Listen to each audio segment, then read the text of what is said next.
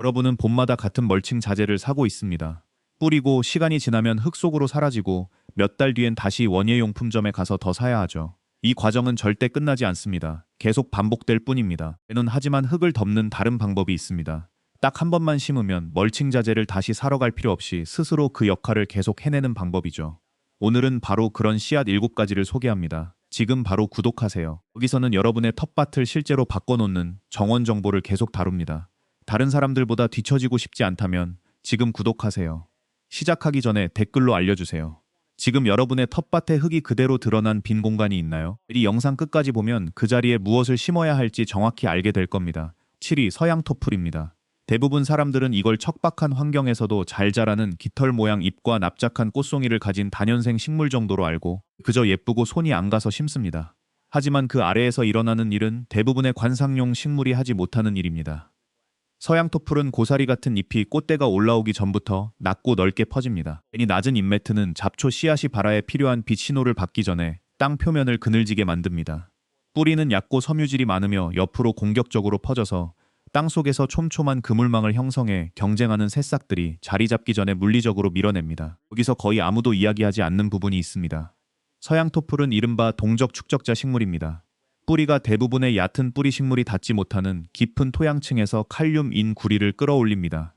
잎을 잘라내면, 그리고 서양토풀은 강하게 잘라내도 잘 견디는데 그 무기질이 풍부한 잔해가 표면에서 빠르게 분해되면서 그 영양분을 다시 표토로 돌려보내고 다른 식물들이 실제로 사용할 수 있게 됩니다. 애양토풀 잎에는 다른 식물 잔해와 섞였을 때 퇴비화 속도를 높여준다고 알려진 성분도 들어있습니다.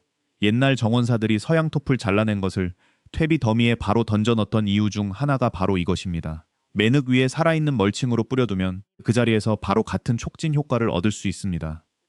서양토풀 씨앗은 양지에 뿌리고 흙 위에 살짝 눌러주기만 하세요. 발아에 빛이 필요하므로 깊이 묻으면 안 됩니다.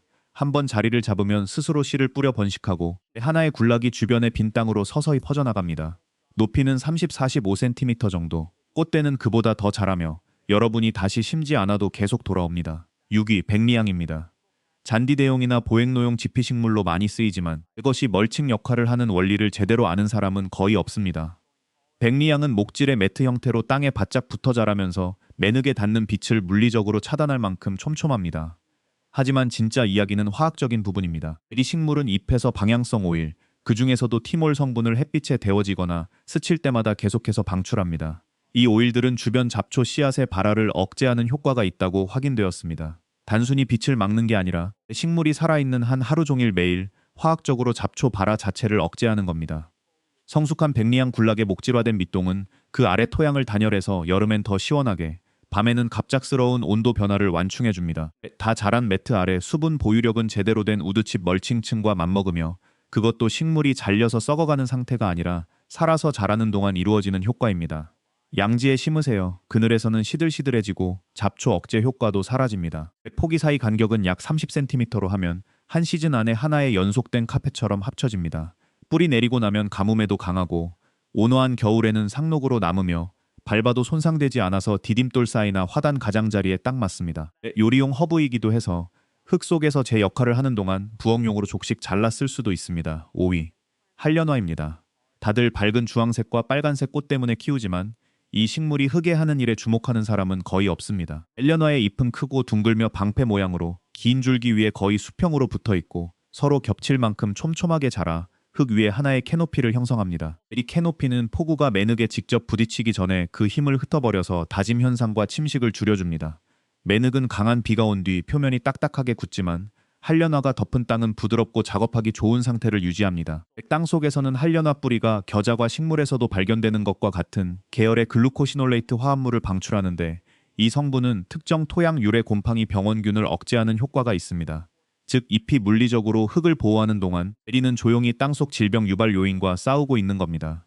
한련화는 또한 가정 텃밭에서 쓸 수 있는 최고의 미끼 작물 중 하나입니다. 진딧물은 대부분의 채소보다 한련화를 훨씬 더 좋아해서 여러분의 토마토나 콩 대신 한련화에 몰려듭니다. 진딧물이 붙은 부분만 가끔 잘라주면 나머지 부분은 계속 자랍니다.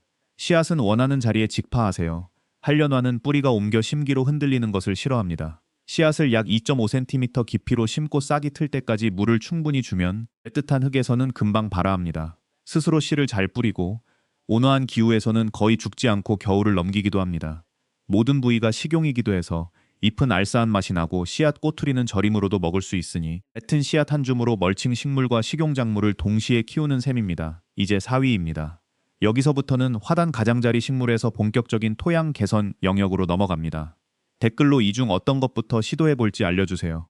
다음 세 가지가 진짜 핵심입니다. 크림슨 클로버입니다. 이건 빠르게 자라는 한 해살이 녹비작물이고 그 속도 자체가 핵심입니다. 씨앗에서 두꺼운 개와 굴라까지 대략 6주에서 8주면 됩니다. 잡초가 자리 잡기 전에 매늑을 빠르게 덮을 수 있는 가장 빠른 방법 중 하나입니다.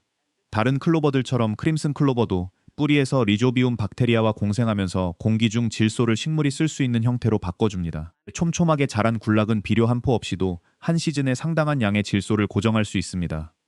잘라서 표면에 그대로 두면 그 질소가 풍부한 잔해는 따뜻한 날씨에서 몇 주 안에 빠르게 분해되어 바로 아래 흙으로 스며듭니다. 뿌리 시스템은 덜 알려진 또 다른 일을 합니다.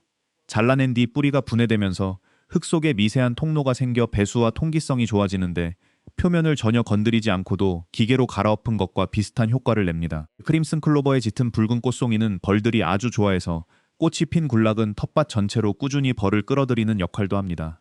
씨앗은 매늑 위에 두껍게 흩뿌리고 가볍게 갈퀴질해서 덮은 뒤 자리 잡을 때까지 물을 잘 주세요. 퍼지는 걸 원치 않으면 씨가 맺히기 전에 잘라주고 특정 구역에서는 그냥 씨를 몇 개 놔두면 이듬해에 저절로 다시 자랍니다. 3위, 보리지입니다. 이 식물은 텃밭에서 거의 우연히 자란 것처럼 보이는데 털이 많고 옆으로 퍼지는 잎에 별 모양의 파란 꽃이 피지만 타이밍과 속도로 이 목록에 이름을 올렸습니다. 보리지는 서늘한 흙에서도 발아하고 척박한 환경에서도 빠르게 자라서 다른 여린 식물들이 야외에서 견디기 훨씬 전 이른 시기에 빈 화단에 자리 잡게 할 수 있습니다. 이 이름 피복이 중요한 이유는 서늘한 계절에 드러난 흙은 빗물에 의한 다짐과 양분 유실에 취약하기 때문입니다. 보리지가 바로 그 빈틈을 메워줍니다. 잎은 부드럽고 털이 많으며 잘라낸 뒤 보통 따뜻한 날씨에서 2, 3주 안에 빠르게 분해되면서 칼륨과 미량 무기질을 표토로 돌려보냅니다.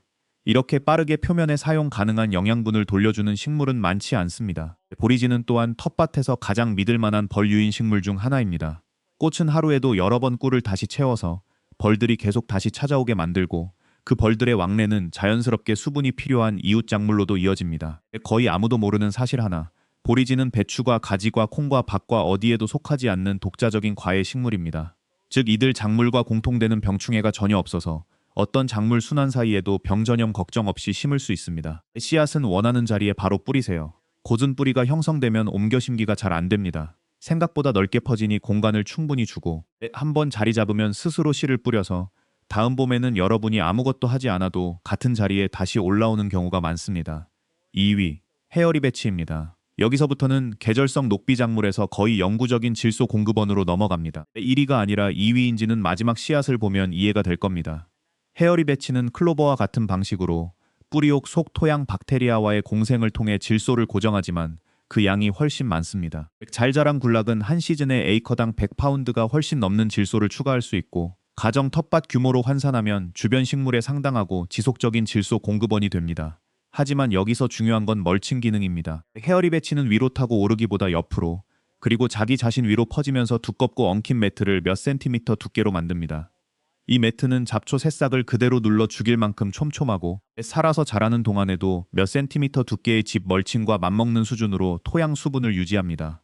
분해되는 상태가 아니라 살아있는 상태에서 그렇습니다. 잘라내면 헤어리베치의 덩굴은 부드러운 식물보다 더 천천히 분해되기 때문에 앵겨진 멀칭층이 더 오래 표면을 보호하고 교체가 필요한 시기를 늦춰줍니다. 잘 활용되지 않는 조합 하나. 헤어리베치를 과수나무 아래나 키 큰 다년생 식물 밑에 살아있는 멀칭으로 심어보세요. 그 뿌리가 쓸 수 있는 질소를 고정해주고 그 식물들이 드러내는 매늑을 덮어주며 원치 않는 곳으로 타고 올라가지 않게 가끔 다듬어주는 것 말고는 자리 잡은 뒤로 거의 손이 가지 않습니다. 그리고 마지막 1위입니다. 컴프리입니다. 컴프리는 이 목록의 다른 모든 식물과는 완전히 다른 위치에 있습니다. 대부분의 정원사들이 이걸 그저 오래된 약초 정도로만 알기 때문에 크게 과소평가하는데 실제로 이 식물이 하는 일을 이해하는 사람들은 자신이 기르는 식물 중 가장 값진 것으로 취급합니다. 핵심은 뿌리입니다. 컴프리는 고든 뿌리를 지하 여러 미터 깊이까지 내려보내는데 이는 얕은 뿌리를 가진 채소나 꽃들이 절대 닿을 수 없는 깊이입니다. 그곳에서 칼륨, 칼슘, 미량 무기질을 끌어올려 잎에 축적합니다. 이 잎을 잘라 화단에 깔아두면 단순히 멀칭을 더하는 게 아니라 여러분의 텃밭 어떤 식물도 닿지 못하는 깊이에서 채굴한 영양분을 옮겨오는 셈입니다.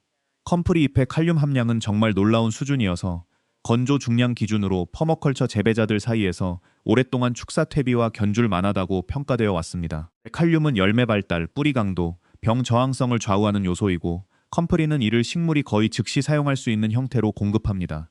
다 자란 컴프리 한 그루는 한 시즌에 여러 번 잘라낼 수 있습니다. 자를 때마다 부드러운 잎이 잔뜩 자라나는데 하루 이틀이면 시들고 약 2주 안에 표면에서 완전히 분해됩니다. 잘게 썰 필요도 퇴비와 과정도 필요 없습니다. 잘라낸 잎을 그대로 식물 주변에 깔아두면 뿌리가 가장 필요로 하는 바로 그 자리에서 짓고 영양이 풍부한 층으로 무너져 내립니다. 이렇게 빠르게 분해되는 이유 중 하나는 조직 속의 알란토인이라는 성분 때문인데 이 성분은 닿는 흙 속의 미생물 활동을 자극합니다. 내부 치유에 쓰이는 것과 같은 성분이 땅 속에서는 분해와 지렁이 활동을 가속시키는 겁니다. 컴프리는 단순히 흙을 먹이는 게 아니라 흙 속에서 일어나는 모든 과정의 속도를 높여줍니다. 그리고 컴프리는 사실상 영구적입니다. 뿌리 조각 하나만 남아도 다시 자라나기 때문에 처음부터 위치를 신중하게 골라야 합니다. 화단, 가장자리, 울타리선, 과수나무 아래처럼 고정된 자리를 정해주세요. 한번 영구적인 자리를 마련해주면 여러분이 텃밭을 가꾸는 평생 동안 다시 심을 필요 없이 멀칭 재료를 계속 공급받게 됩니다. 뿌리 나눔으로 구할 때는 보킹 14 품종을 찾으세요. 야생 컴프리처럼 과하게 퍼지지 않으면서 잎 생산량이 많도록 개량된 품종입니다. 7개의 씨앗, 스스로 흙을 덮고 스스로 영양분을 되돌려주고 스스로 질소를 고정하며 멀칭 자재를 다시 사들이는 일 없이 이 순환을 계속 돌아가게 하는 텃밭 하나. 서양토풀은 화단 가장자리에, 백리향은 길목에, 한련어는 채소들 사이 빈틈에, 크림슨 클로버는 빈 화단을 빠르게 되살리고 보리지는 서늘한 계절의 공백을 메우고 헤어리 배치는 다년생 식물 아래서 질소를 공급하고 컴프리는 경계에 자리 잡아 깊은 흙을 캐내어 그 결과를 표면으로 되돌려줍니다. 대부분의 정원사들은 매년 멀칭 자재에 돈을 쓰지만 다음 시즌이면 다 사라지고 없습니다. 이 7가지 식물은 그 굴레를 완전히 끝내주면서 동시에 화분 매개자를 먹이고 토양 구조를 지키며 몇 년을 노력해도 대부분의 텃밭이 도달하지 못하는 흙 상태를 만들어냅니다. 이번 시즌엔 하나만 시작하세요. 다음 시즌엔 하나 더 더하세요. 몇 년 안에 여러분의 텃밭은 자신의 관리 상당 부분을 스스로 해내게 될 것이고 그 결과는 흙 색깔과 수확량으로 그리고 원예용품점에서 실어 나르는 짐이 얼마나 줄었는지로 눈에 보일 겁니다. 이 채널을 구독하세요. 이렇게 구체적이고 과학에 기반한 정원 정보가 여기서 꾸준히 올라옵니다. 이걸 먼저 아는 정원사가 스스로 관리되는 것처럼 보이는 텃밭을 갖게 되는 사람입니다.